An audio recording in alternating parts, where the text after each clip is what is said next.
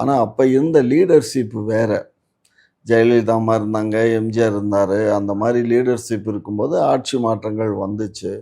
இப்போ இருக்கிறதெல்லாம் அப்படி ஒன்றும் பெரிய ஒரு அதிமுகவில் இருக்கக்கூடிய தலைவர் பெரிய தலைவர்னு சொல்ல முடியாது. இந்த தம்பியும் பெரிய தலைமைன்னு சொல்ல சார், முடியாது. ஸ்டாலின் அவர்களும் முதல் தடவை தான் இப்போ சிஎம்மா இருக்காரு. அதே மாதிரி எடப்பாடி அவர்கள் ஒரு தடவை தான் சிஎம்மா இருந்திருக்காரு. இவரு அதுக்கு முன்னாடி இவர் துணை முதலமைச்சரா இருந்தார் இல்லையா?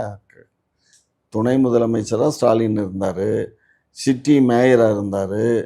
அதுக்கப்புறம் சார், எடப்பாடி அவர்களும் பொறுப்புல இருந்திருக்காரு இல்லையா? ஒரு அடிமட்ட தொண்டரா தான் சிஎம்மாவே ஆனாரு. வாஸ்தவம் தான். அது டாக்கண்ண மக்கள்கிட்ட போய் சேர்றது இருக்கு பாரு. திமுகன்னா அது அது ஒரு எங்க வீட்டு பிள்ளைங்கிற மாதிரி ஆகிப்போச்சு. எம்ஜிஆர் அந்த மாதிரி பரப்பி வச்சுட்டாரு திமுகவை. எம்ஜிஆர் பரப்புனது தான். திமுகவை அந்த மாதிரி பரப்பிட்டாரு. அதனால திமுக செயல்பாடுகளில் ரொம்ப அதிகமாக இருக்குது. அதில் ஒன்றும் மாற்று கருத்து இல்லை. சரி.